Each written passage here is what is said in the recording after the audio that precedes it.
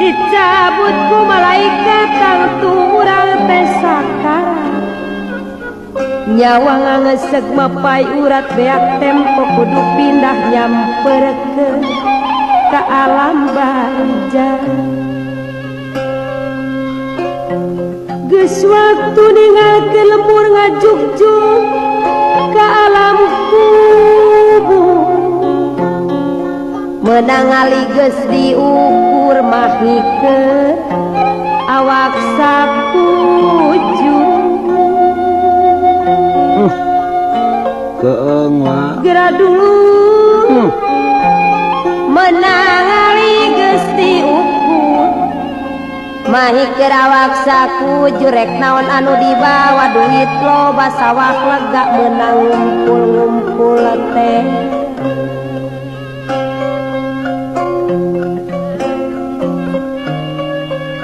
bela nafsu pasea menang tisuk-sruk tidung-dung besok dipake adigung kana salat mabok linglung waktu jakat nage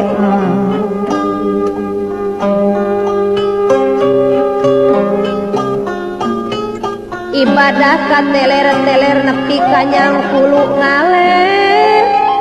di tengah imah ngagolet ngajolopong diruban diriung ditarunggung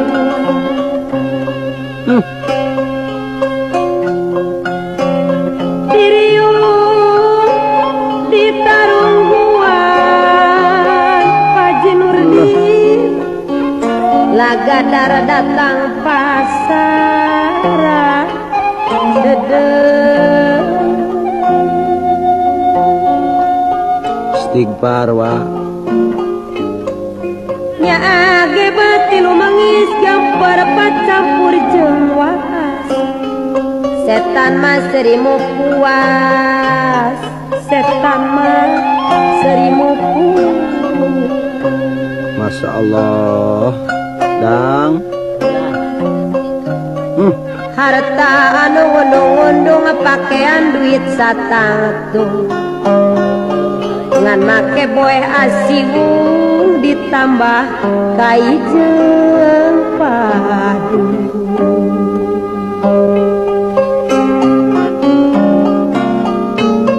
lawang amal geus ditutup hanjakal waktu keur hirup talangke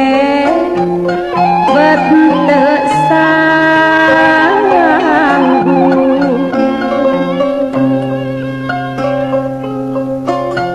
paingan Rasul ngelingan dunya mah pangubaran abad kamalinaan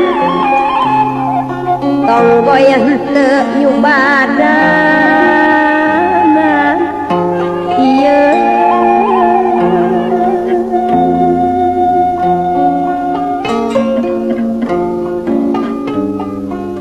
dugening geus nyangkora ruku padung rapu lemah poek rupak jeung atuh genang harumas nu ngelisu sadusa kanu rek maturan geusan cicing babarengan ngarayeuh wa mana sobat mana dulur geuning baralika lembur teu maturan di kubur sumawo nambahan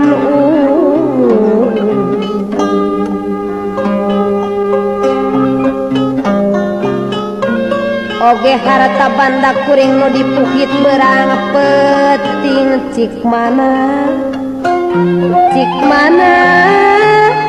nu rek ngadeki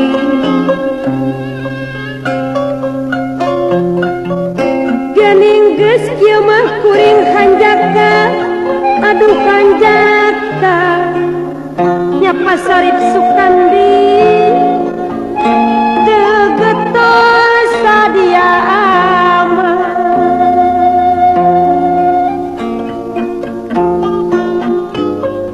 ngan amal nu jadi bakal hanjaka nurut ka embung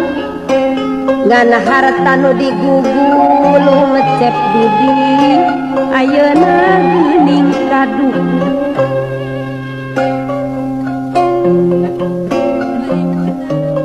naon keur panjing laras sediati cerik nyata perih nahan kuci mata getih harta mah geuning tenoli kurang nu nganasehan